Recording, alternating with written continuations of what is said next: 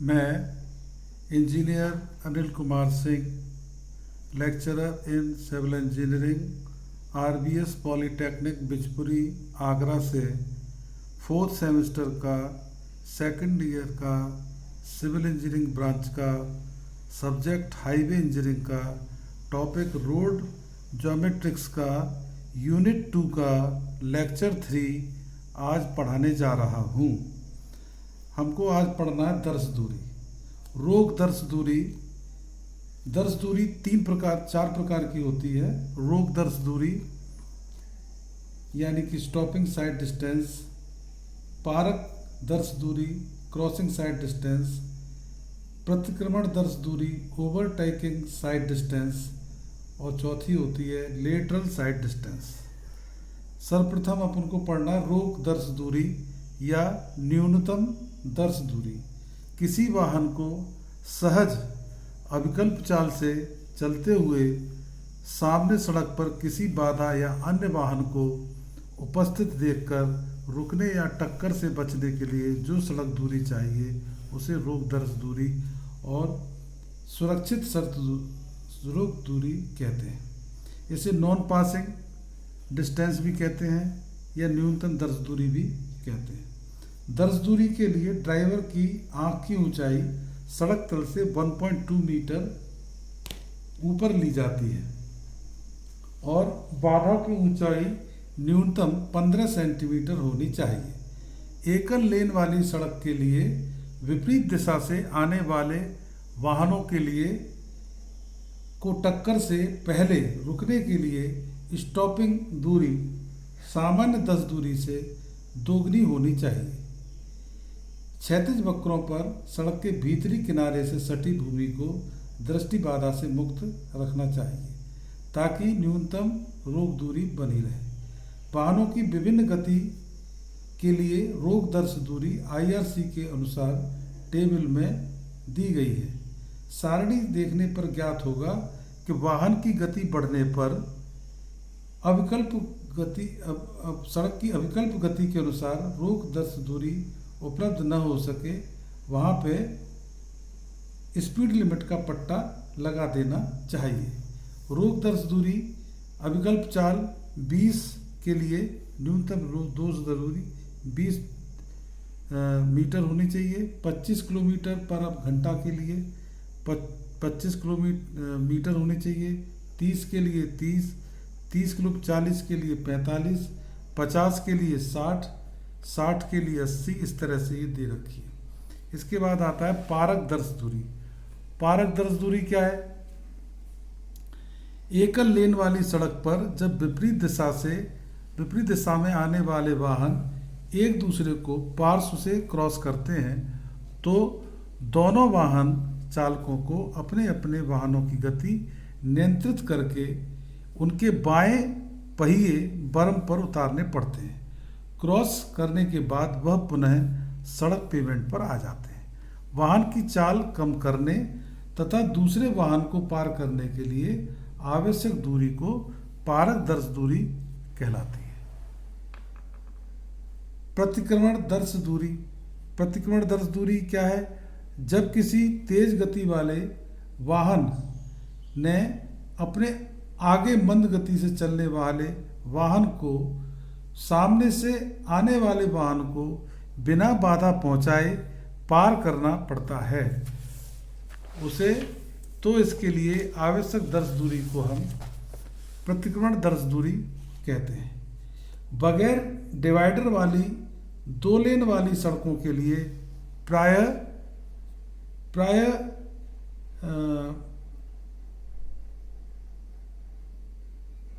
उपयुक्त दूरी के बाद तेज गति वाले वाहनों को पार करने के लिए उपयुक्त दूरी के बाद सड़क पेमेंट को अधिक चौड़ा कर दिया जाता है जिसे ओवरटेकिंग जोन कहते हैं। सीमित चौड़ाई या अन्य किसी कारण से सड़क के किसी भाग में जब प्रतिक्रमण की मनाही होती है तो उस भाग पर प्रतिक्रमण निषेध नो ओवरटेकिंग की चेतावनी पट्ट लगा दिए जाते हैं। प्रतिक्रमण दूरी को सड़क की मध्य रेखा पर नापा जाता है। विपरीत दिशाओं से आने वाले वाहनों की चालकों की ऊंचाई, आंख की ऊंचाई सड़क तल से 1.2 मीटर रखी जाती है। यदि एक दिशा से जाने वाले सभी वाहन जब एक दिशा में जाने वाले सभी वाहन सड़क की अविकल्प चाल पर चलें तब किसी भी वाहन को प्रतिक्रमण नहीं करना पड़ता, परंतु मिश्रित प्रकार के यातायात में यह संभव नहीं हो पाता है। तेज चलने वाले वाहन को मंद गति से चलने वाले वाहन से आगे निकलना पड़ता है। आइए विभिन्न चाल के लिए प्रतिक्रमण दर्श दूरी आपको ये टेबल में दी गई है। Overtaking side distance 40 kilometre per hour के लिए 165 मीटर होनी चाहिए। 50 किलोमीटर पर आवर की स्पीड से 235 मीटर होनी चाहिए। 60 के लिए 300, 70 किलोमीटर पर आवर के वाहन की चाल के लिए 390 मीटर, 80 किलोमीटर पर आवर की चाल के लिए 470। इस तरह से ये होता है। पार्श्व दूरी क्या है? क्रॉसिंग या सड़क क्रॉसिंग या संगम पर विभिन्न दिशाओं से आने वाले वाहन एक दूसरे को दूर से देख सकें और आपस में न उलझ जाएं, इसके लिए इन स्थलों पर पर्याप्त पार्श्व दूरी रखी जाती है। लाल बत्ती रहित संगमों पर तो पार्श्व दूरी रखनी और भी आवश्यक हो जाती है। दो सड़कों के संगम कोनों पर खड़े भवन या पक्के निर्माण साइट लाइन पर बाधा या दर्श रेखा पर बाधा उत्पन्न करते हैं। सड़क के संगम पर पार्श्व दूरी इतनी अवश्य होनी चाहिए कि एक दिशा का वाहन चालक अन्य दिशाओं से आने वाले वाहनों को स्पष्ट देख सके और अपनी गति धीमी कर सके। IRC के अनुसार मिलने वाली कम महत्व की सड़क के लिए पार्श्व दूरी 15 मीटर से कम नहीं होनी चाहिए। पार्श्व दूरी अविकल्प चाल किलोमीटर पर आवर के हिसाब से ये टेबल में दी गई है। न्यूनतम पार्श्व दूरी 50 किलोमीटर पर आवर के लिए 100 मीटर, ये मीटर में होगी, और 60 किलोमीटर पर आवर की चाल के वाहन के लिए 135, 80 किलोमीटर पर आवर के लिए 180 और 100 किलोमीटर पर आवर के लिए न्यूनतम पार्श्व दूरी 220 रखी जाती है। पहाड़ी सड़कों के लिए दर्श दूरी का अधिक महत्व है। सड़क की पूर्ण लंबाई में न्यूनतम दर्श दूरी उपलब्ध होनी चाहिए। सड़क की प्रत्येक किलोमीटर लंबाई में 2 प्रतिक्रमण स्थल अवश्य होने चाहिए। प्रतिक्रमण दर्श दूरी प्राप्त करने के लिए क्षैतिज वक्रों के भीतरी ओर पहाड़ी की तरफ दृश्यता बर्म बनाने चाहिए। पहाड़ी सड़कों पर दर्श दूरी जो है इस प्रकार से है।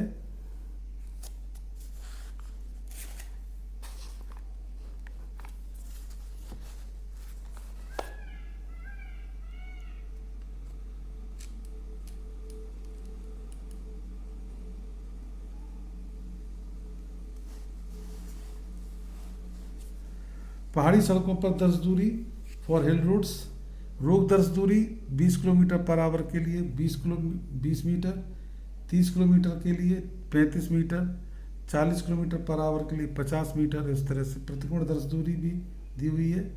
और इसके बाद हमको आगे पढ़ना है सुपर वायुत्थान। अगला टॉपिक है वायुत्थान। वायुत्थान को कहते हैं सुपर एलिवेशन। सुपर एलिवेशन या बैंकिंग, या ऐसे कहते हैं बैंकिंग, बैंकिंग या सुपर एलिवेशन, इसको कहते हैं वायुत्थान। वायुत्थान जब कोई वाहन सड़क का मोड़ या कर्व काटता है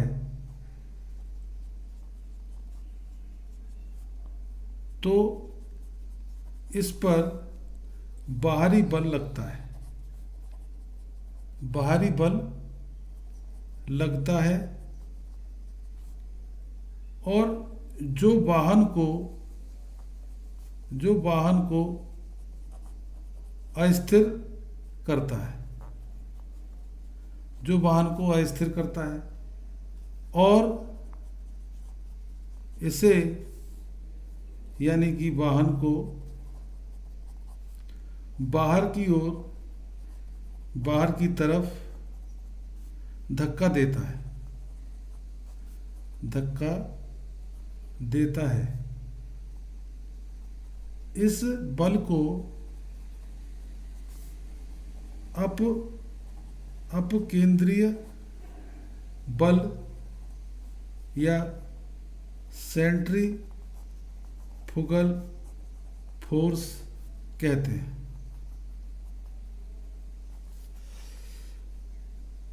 यह बल सदा क्षैतिज दिशा में कार्यरत होता है और क्षैतिज वक्र पर कैम्बर नहीं दिया जाता, क्षैतिज वक्र पर कैम्बर नहीं दिया जाता है। तो क्षैतिज वक्रों पर अपकेंद्रीय बल के प्रभाव को उदासीन करने के लिए सड़क का बाहरी किनारा भीतरी किनारे की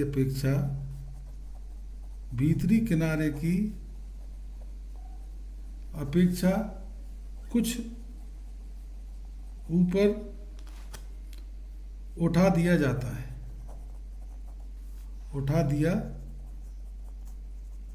है, इसे वायुत्थान या कैंट या बैंकिंग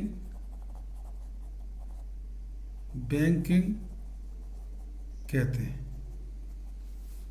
वायुत्थान या कैम्बर, इनमें अंतर क्या है? वायुत्थान कैम्बर में अंतर है। कैम्बर सड़क का मध्य भाग यानी क्राउन, इसके किनारों से ऊपर रखा जाता है, जबकि वायुत्थान में सड़क का बाहरी किनारा भीतरी किनारे से ऊंचा रखा जाता है, जबकि वायुत्थान में सड़क का बाहरी किनारा भीतरी किनारे से ऊंचा रखा जाता है। कैम्बर के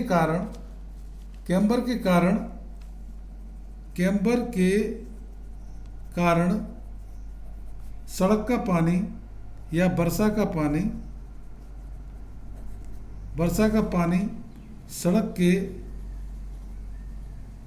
मध्य से दोनों किनारों की तरफ बहता हुआ बर्मों पर चला जाता है और वर्षा जल, जबकि वायुत्थान में सड़क की अनुप्रस्थ ढाल एक तरफ होती है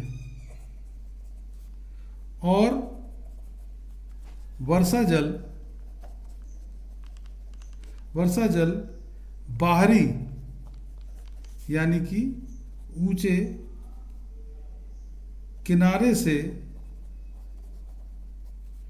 भीतरी यानी निचले किनारे की तरफ बहता है। ध्यान रहे, वायुत्थान केवल वक्र की लंबाई में ही दिया जाता है, जबकि कैम्बर सड़क की सीधी लंबाई में देते हैं। ध्यान रहे, सड़क को वायुत्थान दिया जाता है तो कैम्बर को धीरे धीरे समाप्त कर दिया जाता है। वायुत्थान की आवश्यकता क्या है? वायुत्थान की आवश्यकता है कि जब कोई वाहन तेज गति से सड़क का क्षैतिज वक्र पार करता है तब उस पर केंद्रीय बल अपकेंद्रीय बल काम करता है। यह वाहन के गुरुत्व केंद्र से क्षैतिज दिशा में बाहर की ओर कार्य करता है। इस बल के कारण वक्र पार करते समय गाड़ी अस्थिर हो जाती है। दूसरी ओर पहियों और सड़क सतह के बीच उत्पन्न घर्षण प्रतिरोध गाड़ी को स्थिर करने की चेष्टा करता है। यदि अपकेंद्री बल घर्षण प्रतिरोध से अधिक हो जाता है तो वाहन वक्र पर बाहर की ओर पलट जाएगा। इसलिए वक्र पर वायुत्थान देना आवश्यक है। वायुत्थान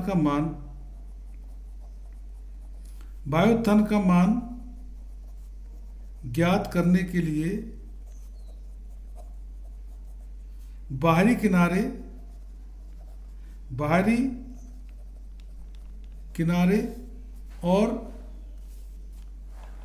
किनारे और भीतरी किनारे के उदग्र अंतर को सड़क की चौड़ाई से भाग दिया जाता है। इसे स्मॉल ई से प्रदर्शित करते हैं। उदाहरण के लिए E बराबर 1/20 का अर्थ है सड़क की 20 मीटर की चौड़ाई में बाहरी किनारा भीतरी किनारे की तुलना में 1 मीटर ऊपर उठा दिया जाता है। किसी भी वक्र के लिए वायुत्थान निम्न सूत्र से ज्ञात किया जाता है। यह सूत्र सड़कों पर क्षैतिज वक्र की डिजाइन के लिए आधार माना जाता है। जब वायुत्थान इस सूत्र के आधार पर दिया जाता है, वाहन के बाहरी और भीतरी दोनों पहियों पर समान भार या दाब पड़ता है तो सुपर एलिवेशन ई बराबर होगा वी कैपिटल का स्क्वायर अपॉन 127 आर। जबकि ई क्या है? Super elevation. ई है सुपर एलिवेशन मीटर में और वी है वाहन की गति किलोमीटर पर आवर में और आर कैपिटल है वक्र की त्रिज्या। इसी आधार पे एक सवाल दिया हुआ है। एक 3.8 मीटर चौड़ी सड़क है और क्षैतिज मोड़ है जिस पे त्रिज्या है 200 मीटर। दिया जाना है मोड़ पर वाहन की अनुगेय गति 40 किलोमीटर पर आवर है। वक्र पर वायुत्थान ज्ञात करें, बाहरी किनारे की ऊंचाई भी बताएं। तो वायुत्थान बराबर होगा ई बराबर वी स्क्वायर अपॉन 127 आर और वी का मान दिया हुआ 45 का स्क्वायर बटे 127 इंटू 200 मीटर त्रिज्या है। तो ये आ गया 1/12.54। ये सुपर एलिवेशन आ गया। यानी कि प्रति 12.54 मीटर की चौड़ाई में 1 मीटर वायुत्थान दिया जाना है। अतः बाहरी किनारे पर आवश्यक